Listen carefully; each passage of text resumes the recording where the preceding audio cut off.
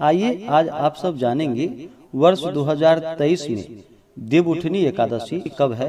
तो जानेंगे व्रत के शुभ मुहूर्त के बारे में, व्रत का पारण कब किया जाएगा, व्रत किस दिन धारण किया जाएगा, व्रत के महत्व के बारे में, नियमों के बारे में। आप सभी भक्तों को देवउठनी एकादशी व्रत की ढेर सारी शुभकामनाएं। कार्तिक माह के शुक्ल पक्ष की एकादशी तिथि के दिन देवउठनी एकादशी, देव प्रबोधनी एकादशी का व्रत किया जाता है। भगवान विष्णु जो कि 4 महीनों के लिए योग निद्रा में चले जाते हैं चतुर्मास के दौरान, और फिर देवउठनी एकादशी कार्तिक माह के शुक्ल पक्ष की एकादशी तिथि के दिन देवों का प्रबोधन किया जाता है। इस दिन भगवान विष्णु जो कि जागृत होते हैं और इस दिन के बाद से सभी प्रकार के जितने भी 4 महीनों के लिए शुभ तथा मांगलिक कार्य बंद हो जाते हैं वो सभी शुरू हो जाते हैं। यह एकादशी का व्रत जो कि बड़ा ही पुण्य फलदायी माना गया है। जो भी भक्त सच्ची श्रद्धा के साथ, नियम और निष्ठा के साथ देवउठनी एकादशी के दिन, इस दिन भगवान विष्णु माता लक्ष्मी का पूजन करते हैं, कथा श्रवण करते हैं, व्रत में नियमों का पालन करते हैं, भगवान की आरती करते हैं, तो इस व्रत के प्रभाव से जो कि 1000 अश्वमेध यज्ञ के बराबर पुण्य फलों की प्राप्ति होती है तथा 1000 राजसु यज्ञ करने का पुण्य फल प्राप्त होता है। एकादशी का व्रत जो कि सभी प्रकार के पापों को नष्ट करने वाली है। जब व्यक्ति के पाप और ताप नष्ट होते हैं तभी उनके पुण्यों का उदय हो पाता है, तभी जाकर के सांसारिक सुखों की प्राप्ति हो पाती है। एकादशी का व्रत जो कि प्रत्येक माह के कृष्ण पक्ष और शुक्ल पक्ष की एकादशी तिथि के दिन एकादशी का व्रत किया जाता है। इसे एकादशी या 11 व्रत के नाम से जाना जाता है। एकादशी का व्रत भगवान विष्णु, भगवान श्री कृष्ण को अति प्रिय होता है। तो आइए जानते हैं देवउठनी एकादशी व्रत के शुभ मुहूर्त के बारे में। इस बार वर्ष 2023 में कार्तिक माह शुक्ल पक्ष की एकादशी तिथि प्रारंभ समय जो कि 22 नवंबर 2023 दिन बुधवार रात्रि 11:06 और एकादशी तिथि की जो समाप्ति होगी वह 23 नवंबर 2023 दिन गुरुवार को रात्रि 9:04 पे।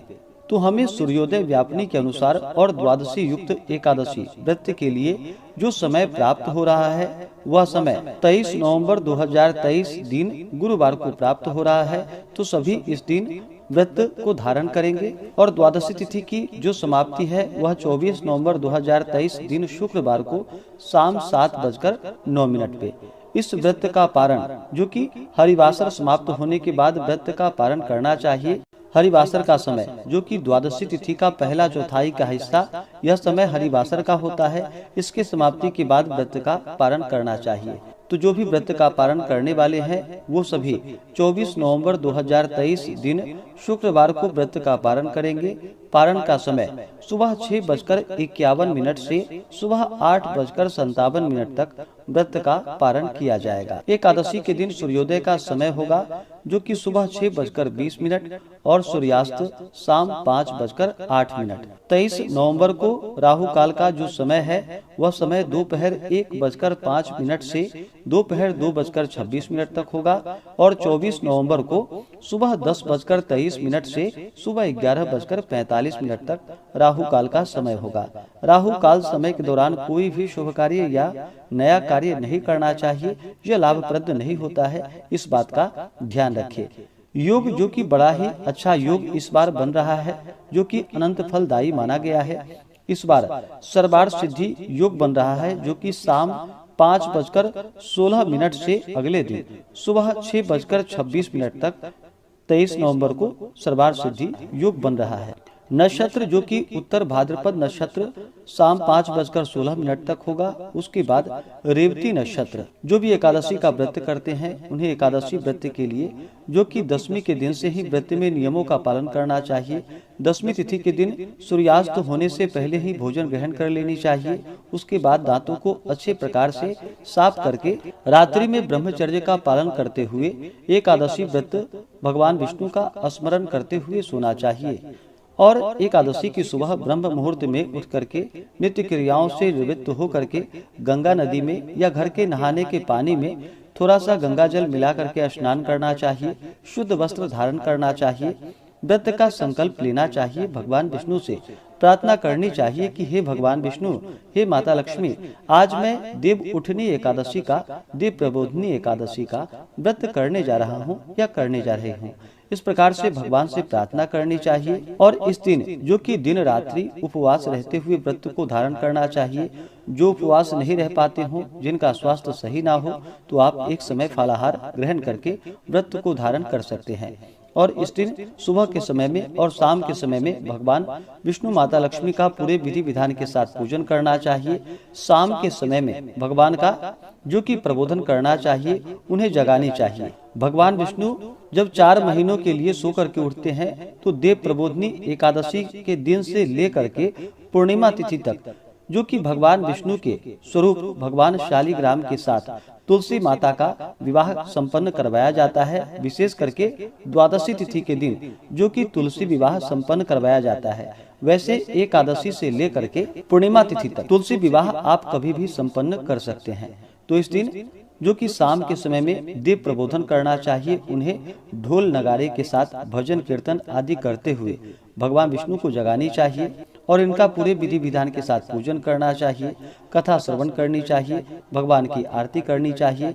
इस दौरान ओम नमो भगवते वासुदेवाय या श्री कृष्ण गोविंद हरे मुरारी आदि जपते रहना चाहिए और पूर्ण भक्ति भाव के साथ भगवान का पूजन करना चाहिए।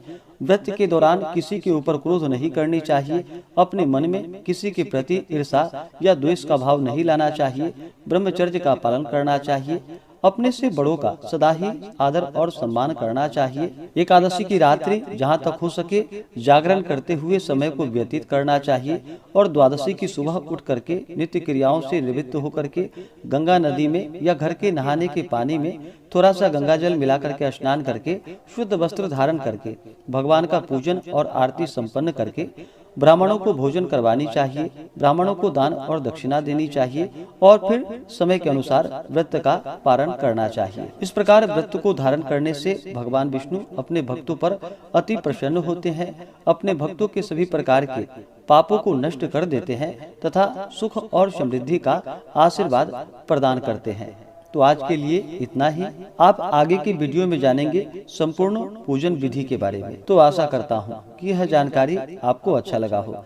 ऐसे ही ज्ञानवर्धक जानकारियाँ प्राप्ति के लिए व्रत पूजा महत्व आदि के बारे में जानकारियाँ प्राप्त करना चाहते हो तो हमारे चैनल पे बने रहें। चैनल पे अगर आप नए हैं तो चैनल को लाल बटन दबा करके सब्सक्राइब करें, साथ में बेल आइकन घंटी को दबाएं ताकि वीडियो का नोटिफिकेशन आपको समय से मिलता रहे। वीडियो को लाइक करें, शेयर करें। सुखी रहें और स्वस्थ रहें। भगवान विष्णु माता लक्ष्मी का कृपा आप सभी भक्तों पर सदा बना रहे। जय श्री राधे कृष्ण। धन्यवाद।